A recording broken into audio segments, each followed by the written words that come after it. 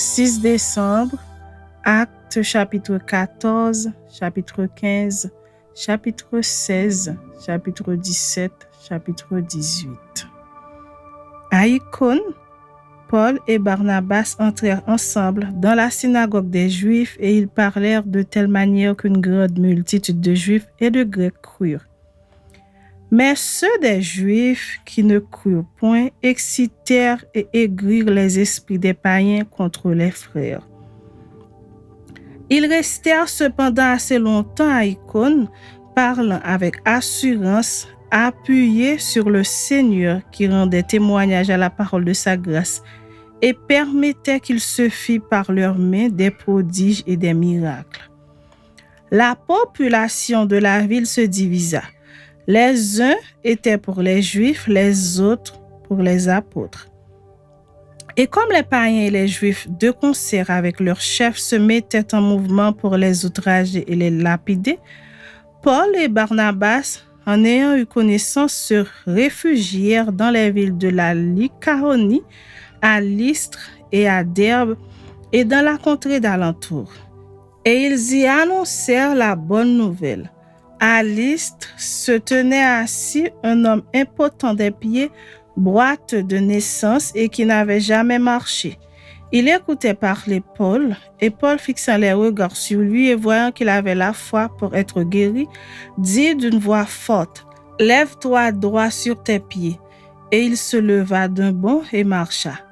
À la vue de ce que Paul avait fait, la foule éleva la voix et dit en langue lycaonienne, « Les dieux, sous une forme humaine, sont descendus vers nous. » Ils appelaient Barnabas Jupiter et Paul Mercure, parce que c'était lui qui portait la parole.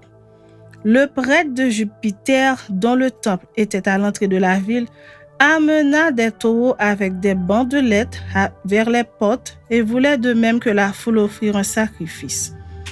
Les apôtres, Barnabas et Paul, ayant appris cela, déchirèrent leurs vêtements et se précipitèrent au milieu de la foule en s'écriant, « Ô hommes, pourquoi agissez-vous de la sorte?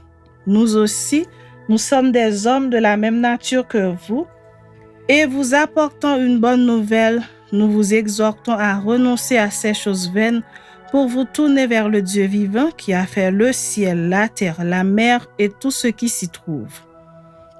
Ce Dieu, dans les âges passés, a laissé toutes les nations suivre leur propre voie, quoiqu'il n'ait cessé de rendre témoignage de ce qu'il est en faisant du bien, en vous dispensant du ciel les pluies et les saisons fertiles, en vous donnant la nourriture avec abondance et en remplissant vos cœurs de joie.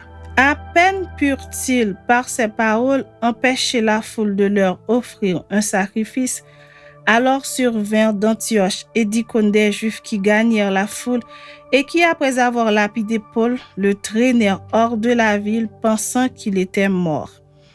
Mais les disciples, l'ayant entouré, il se leva et entra dans la ville. Le lendemain, il partit pour Derbe avec Barnabas. Quand ils eurent évangélisé cette ville et fait un certain nombre de disciples, ils retournèrent à Lystre, à Icône et à Antioche, fortifiant l'esprit des disciples, les exhortant à persévérer dans la foi et disant que c'est par beaucoup de tribulations qu'il nous faut entrer dans le royaume de Dieu. Ils firent nommer des anciens dans chaque église et après avoir prié et jeûné, ils les recommandèrent au Seigneur en qui ils avaient cru. Traversant ensuite la Pisidie, ils vinrent en Pamphylie, annoncèrent la parole à Perge et descendirent à Attalie.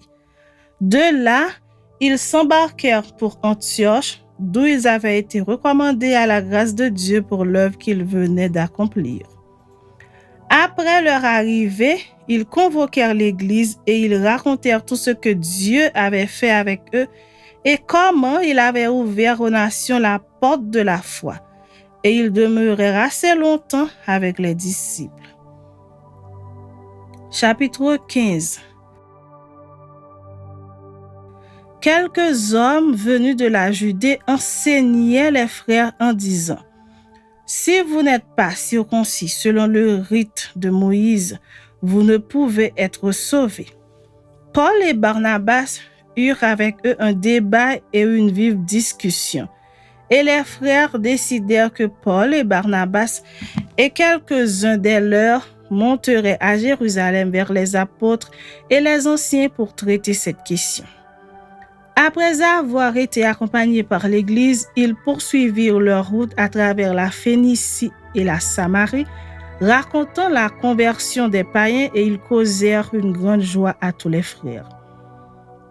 Arrivés à Jérusalem, ils furent reçus par l'Église, les apôtres et les anciens, et ils racontèrent tout ce que Dieu avait fait avec eux.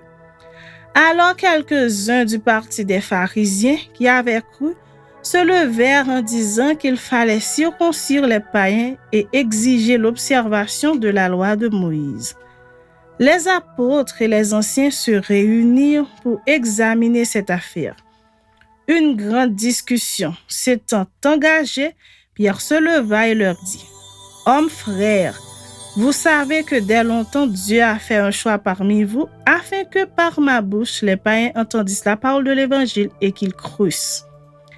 Et Dieu, qui connaît les cœurs, leur a rendu témoignage en leur donnant le Saint-Esprit comme à nous. Il n'a fait aucune différence entre nous et eux, ayant purifié leur cœur par la foi. Maintenant donc, pourquoi tentez-vous Dieu en mettant sur le cou des disciples un joug que ni nos pères, ni nous n'avons pu porter?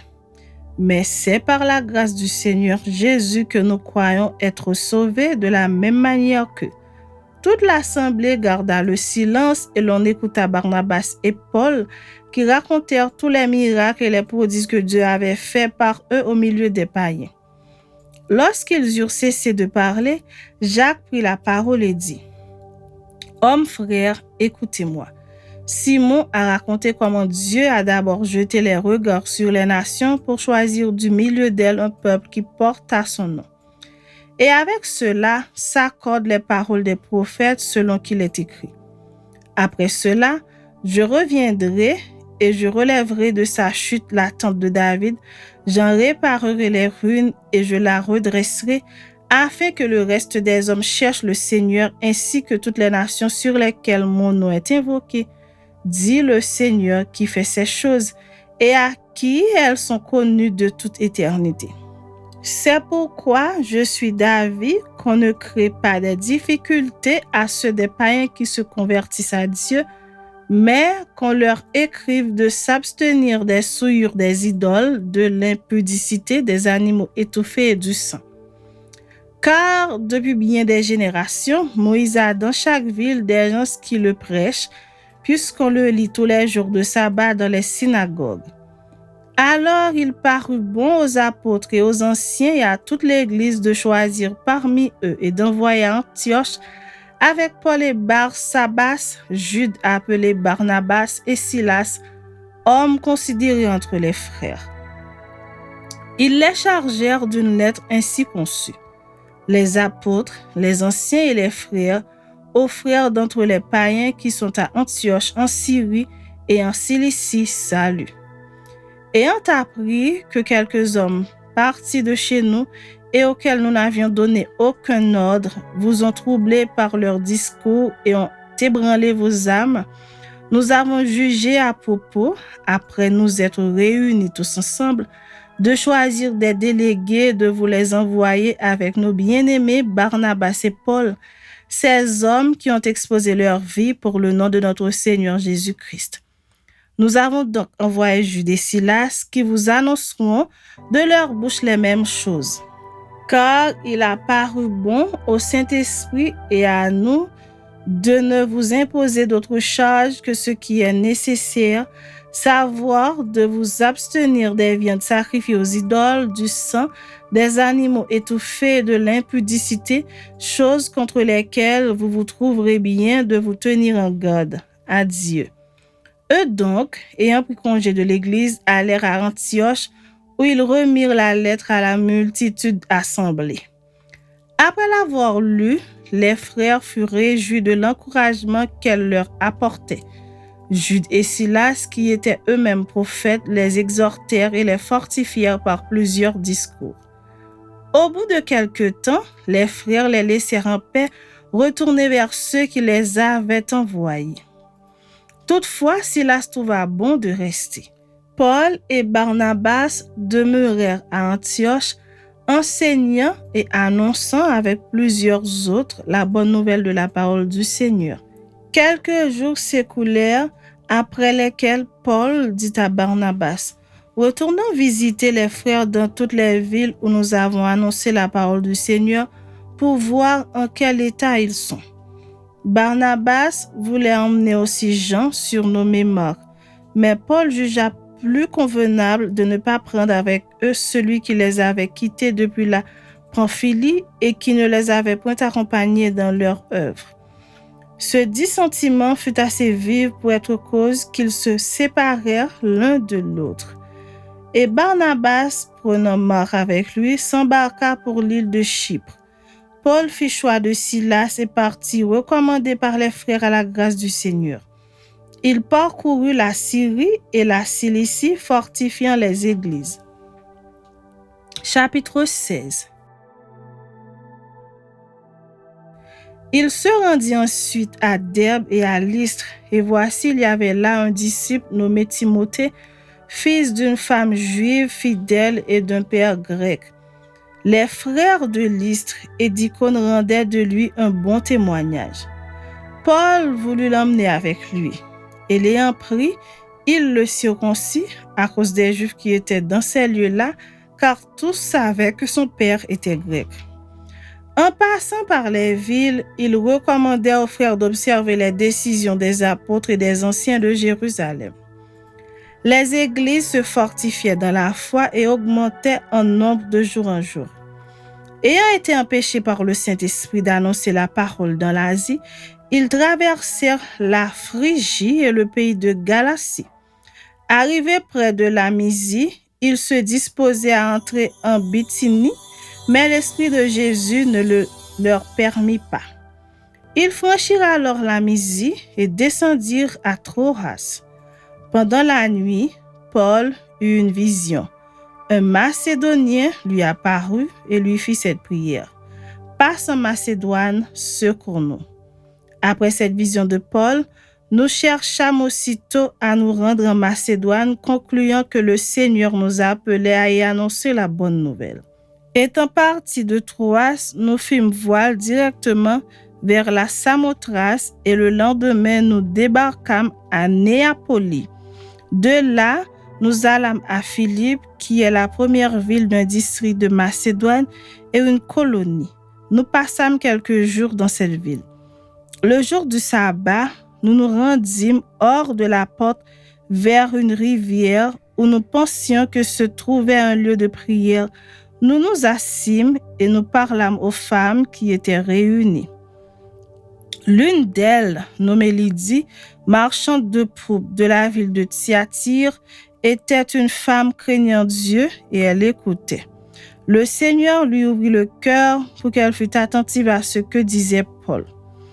Lorsqu'elle eut été baptisée avec sa famille, elle nous fit cette demande: « Si vous me jugez fidèle au Seigneur, entrez dans ma maison et demeurez-y. » Et elle nous pressa par ses instances.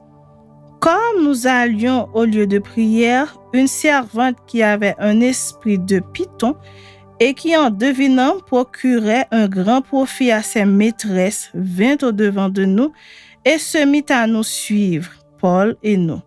Elle criait: « Ces hommes sont les serviteurs du Dieu Très-Haut et ils nous annoncent la voie du salut. » Elle fit cela pendant plusieurs jours.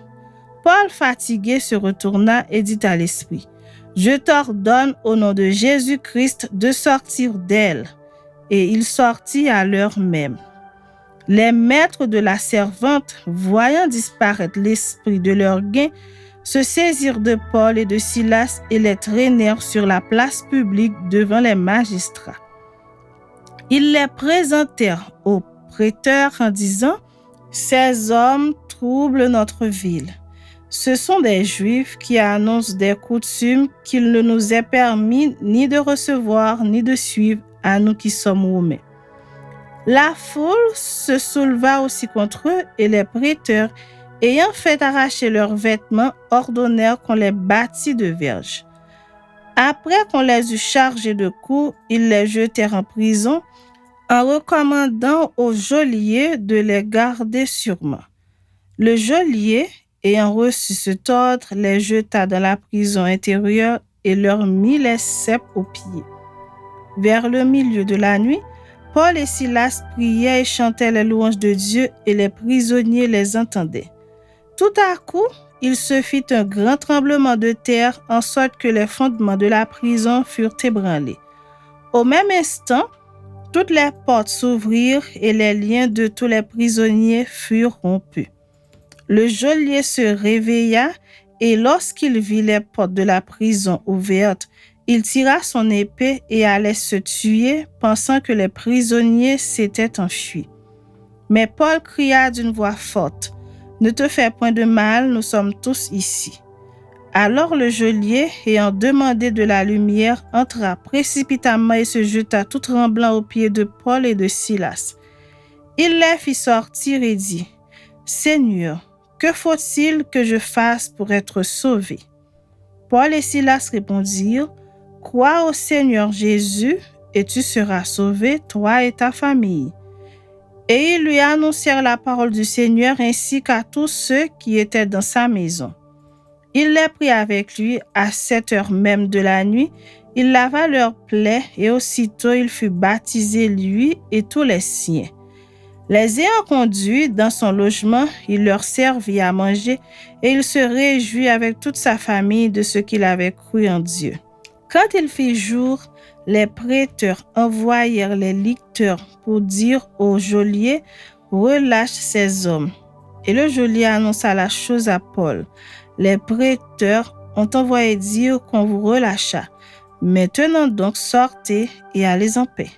Mais Paul dit aux licteurs, « Après nous avoir battus de verges publiquement et sans jugement, nous qui sommes Romains, ils nous ont jetés en prison et maintenant ils nous font sortir secrètement.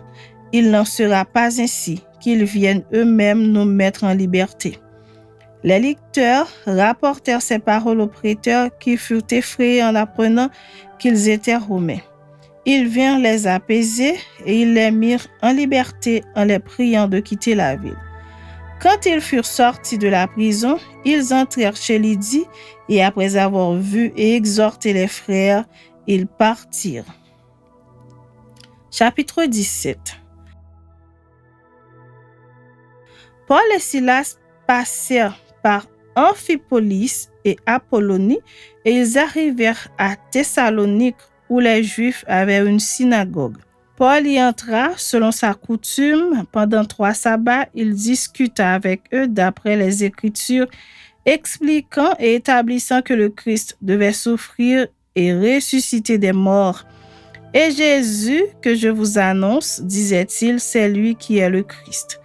Quelques-uns d'entre eux furent persuadés et se joignirent à Paul et à Silas, ainsi qu'une grande multitude de Grecs craignant Dieu et beaucoup de femmes de qualité.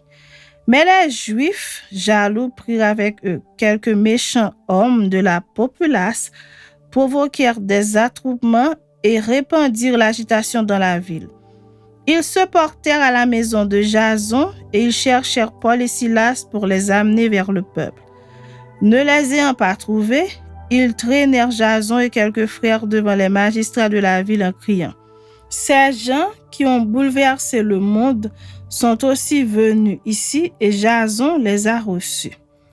Ils agissent tous contre les édits de César, disant qu'il y a un autre roi, Jésus. » Par ces paroles, ils émurent la foule et les magistrats qui ne laissèrent aller Jason et les autres qu'après avoir obtenu d'eux une caution. Aussitôt les frères firent partie de nuit Paul et Silas pour Bérée. Lorsqu'ils furent arrivés, ils entrèrent dans la synagogue des Juifs. Ces Juifs avaient des sentiments plus nobles que ceux de Thessalonique.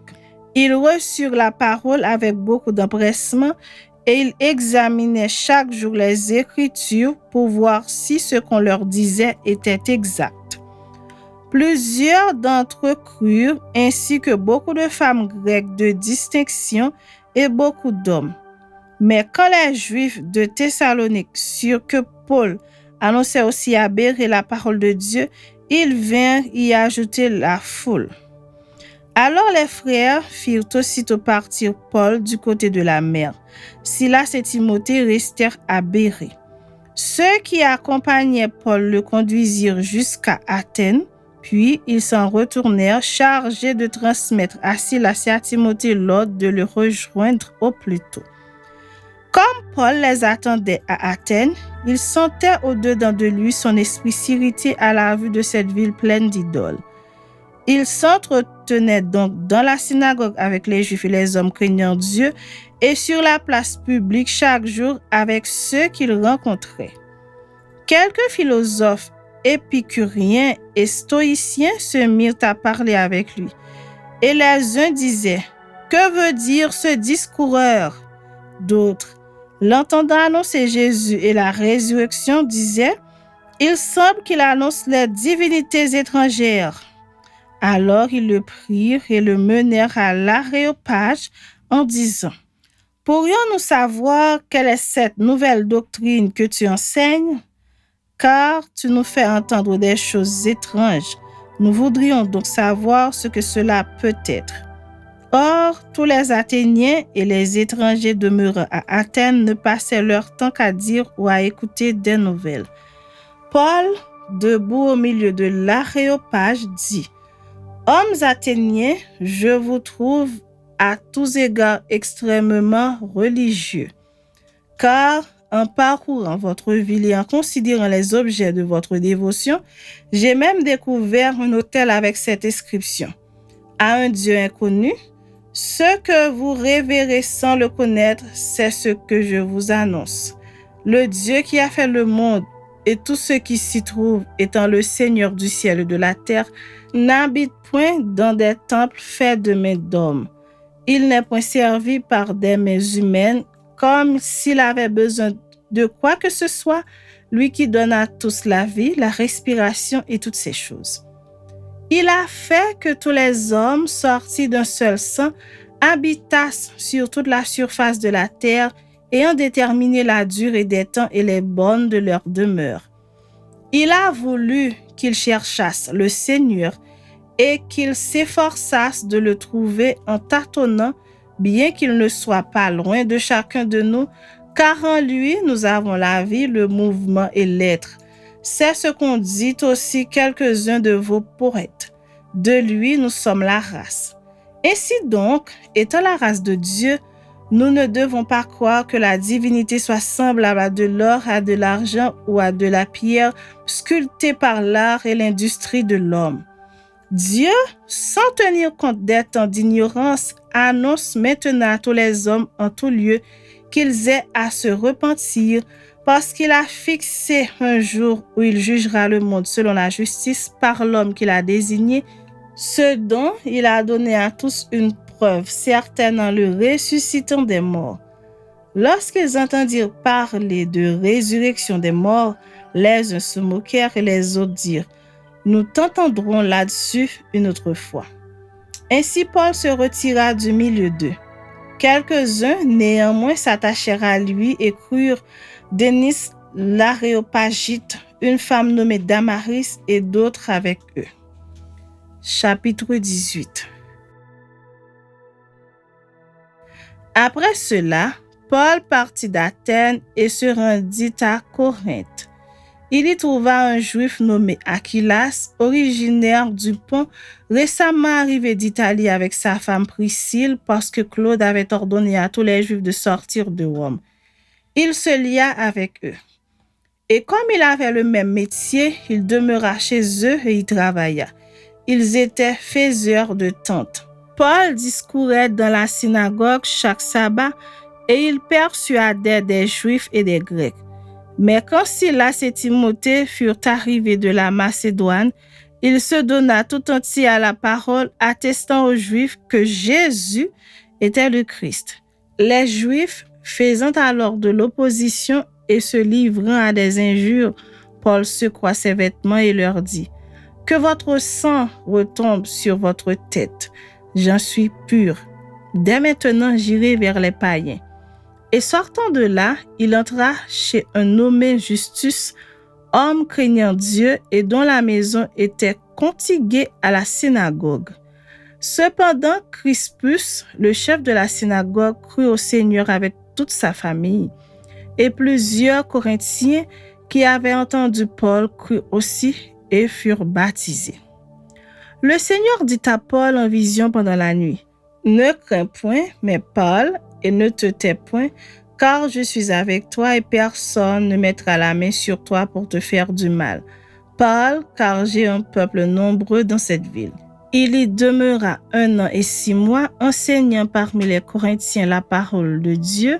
Du temps que Jaïon était proconsul de l'Achaïe, les Juifs se soulevèrent unanimement contre Paul et le menèrent devant le tribunal en disant « Cet homme excite les gens à servir Dieu d'une manière contraire à la loi. » Paul allait ouvrir la bouche lorsque Jaïon dit aux Juifs « S'il s'agissait de quelque injustice ou de quelque méchante action, je vous écouterai comme de raison aux Juifs. Mais s'il s'agit de discussion sur une parole, sur des noms et sur votre loi, cela vous regarde. Je ne veux pas être juge de ces choses. » Et il les renvoya du tribunal.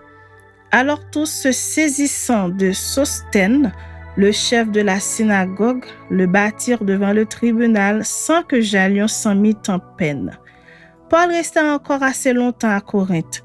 Ensuite, il prit congé des frères et s'embarqua pour la Syrie avec Priscille et Aquilas, après s'être fait raser la tête à Cenchréa, car il avait fait un vœu.